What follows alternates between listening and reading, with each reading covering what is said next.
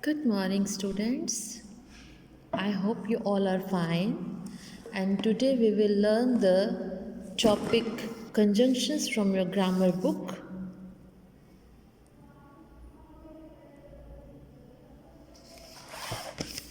This is chapter number 10 from your Acme grammar book. What is conjunction?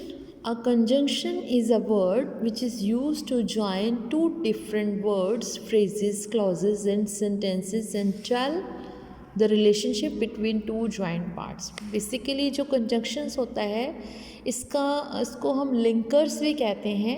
ये ऐसे words होते हैं जो दो अलग अलग sentences को, words को, phrases को, clauses को जोड़ते हैं. इनका purpose क्या होता है? उनको join करना. Examples: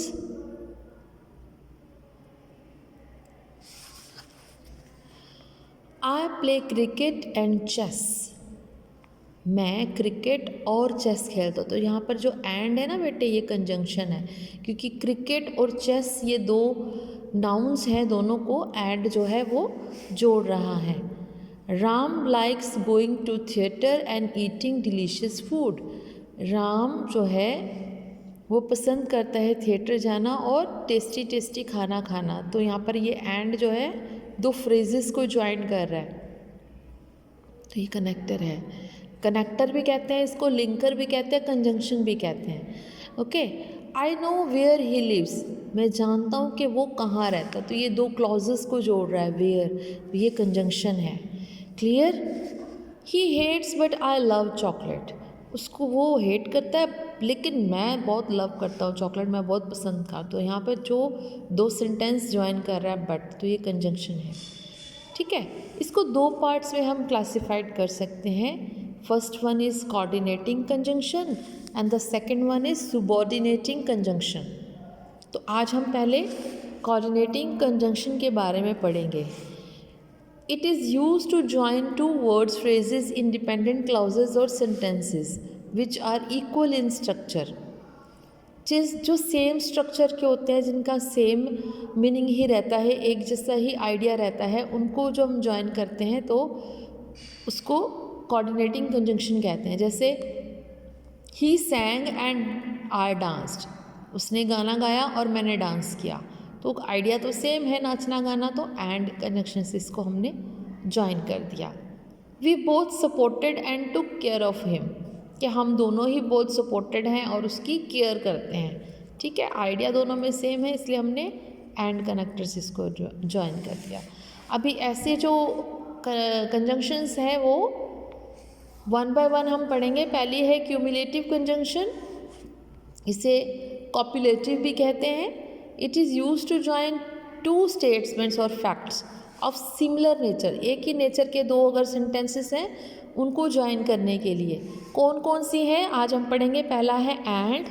अगर दो कोई भी सब्जेक्ट्स या ऑब्जेक्ट है जिनका सेंटेंस नॉर्मली एक ही आइडिया दोनों शो कर रहे, एक ही नेचर का कर रहे, तो एंड से जोड़ते हैं.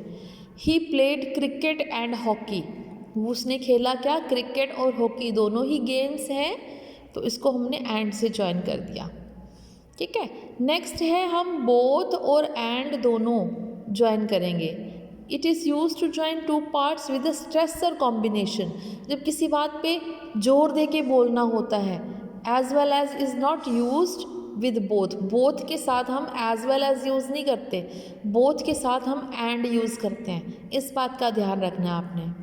He is both a teacher and a student. वो दोनों ही है, टीचर भी और स्टूडेंट भी. तो स्ट्रेस दिया है हमने इस बात को, दोनों ही है वो, तो बोथ के साथ हमने एंड यूज़ किया.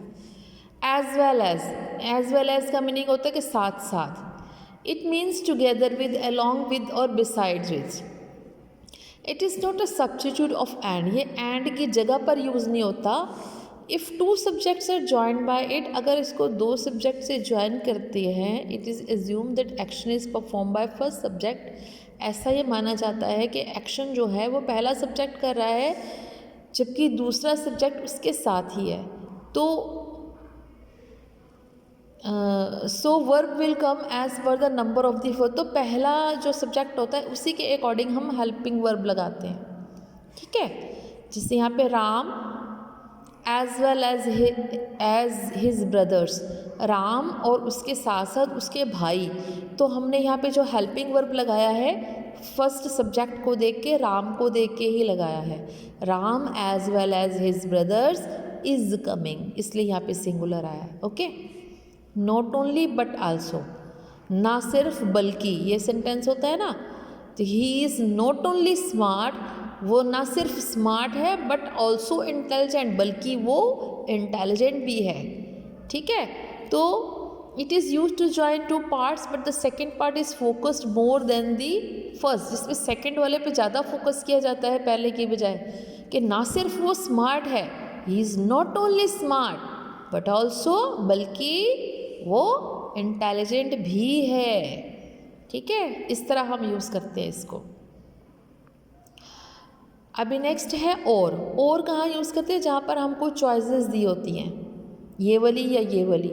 राम और Mohan will play in the game, Ram या मोहन गेम खेलेंगे। ठीक है, गेम में खेलेंगे राम या मोहन। अभी राम खेलेगा या मोहन खेलेगा बताना हो तो हम या लगाते हैं बीच में, और मैंने या, ईदर और। अब एक ही सेंटेंस में दो दो चॉइसेस हैं, या तो तुम हॉकी खेल सकते हो या तुम क्रिकेट खेल सकते हो, एक गेम खेल सकते हो। जब ऐसे कहा जाता है ना, दो चॉइसेस में से एक यूज़ करना हो तो हम ईदर और यूज़ करते हैं। ठीक है, ईदर राम और Mohan will play the game, या तो राम खेलेगा या मोहन गेम में खेलेगा, दोनों नहीं खेल सकते। समझ आ गया? तो एक के साथ हमने ईदर लगाना है और दूसरे के साथ और, आइदर राम और Mohan will play the game. अभी है नाइदर और नोर, जब एक ही सेंटेंस में दो बार ना आ जाए, जैसे ना मैंने चाय पीनी है ना मैंने कॉफ़ी पीनी है। ठीक है, तो ऐसे सेंटेंसेस के लिए हम क्या करते हैं, neither Ram NOR Mohan will play cricket, ना तो राम ना ही मोहन ही खेलेगा क्रिकेट। समझ आ गया? ना तो राम और ना मोहन, एक सेंटेंस में जब दो बार ना आता है, एक बार नाइदर एक बार नोर यूज़ करते हैं सब्जेक्ट से पहले। Neither Ram NOR Mohan will play cricket. यहाँ है अदरवाइज, एल्स और फोर। अदरवाइज मतलब वरना। ठीक है, इसमें हम क्या है कि मोस्टली अभी काम चाहे हुआ नहीं है तो बता देते हैं कि क्या होगा, रिजल्ट क्या होगा।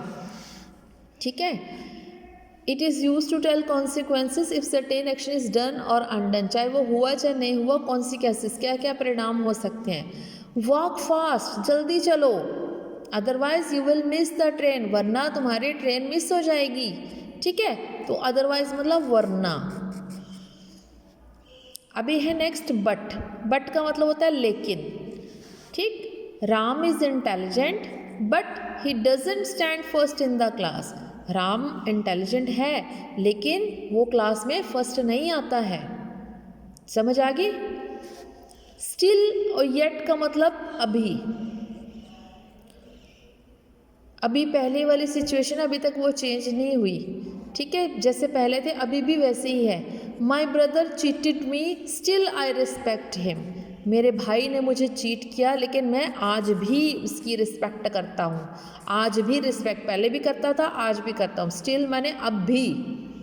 ठीक है, नेवरदलेस का मतलब फिर भी होता है, लेकिन it is use to mean despite that what was said और अनडन, इन सब के बावजूद भी जो काम क्या कहा गया या क्या हुआ, तो इसका मतलब ऐसे फिर भी बहुत रेयर कंडीशन के लिए होता है ये, जो बहुत ओकेजनली होती है, ऑफनली नहीं होती।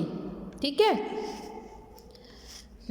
ही did not have invitation card, कि उसके पास इनविटेशन कार्ड नहीं था। Nevertheless he went to attend the party, फिर भी वो पार्टी अटेंड करने के लिए गया।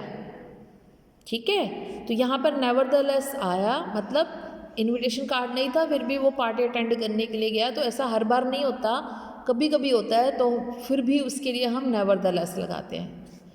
वेयर एज वाइल, जबकि। ठीक है, जब कॉन्ट्रेरी बताना हो, जैसे Ram plays while Sham studies, Ram खेलता है जबकि शाम पढ़ता है। जबकि, वेयर एज या वाइल, जबकि। ओनली मतलब सिर्फ। He wanted to join only he was tired, मैं ज्वाइन करना चाहता था सिर्फ इसी कारण क्योंकि वो थका हुआ था। ठीक है, समझ आ गया?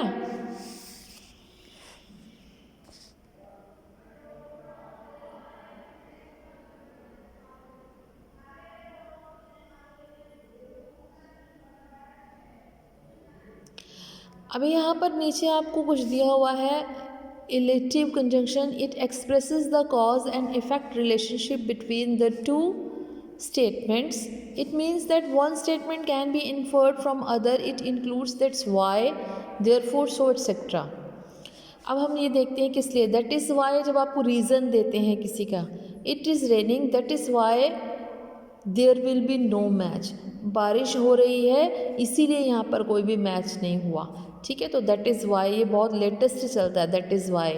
देयरफॉर जो है फॉर्मल में, जैसे हम एप्लीकेशन वगैरह लिखते हैं तो देयरफॉर वर्ड यूज़ करते हैं ना, he was a thief therefore he was punished, वो चोर था इसलिए उसको सज़ा दी गई।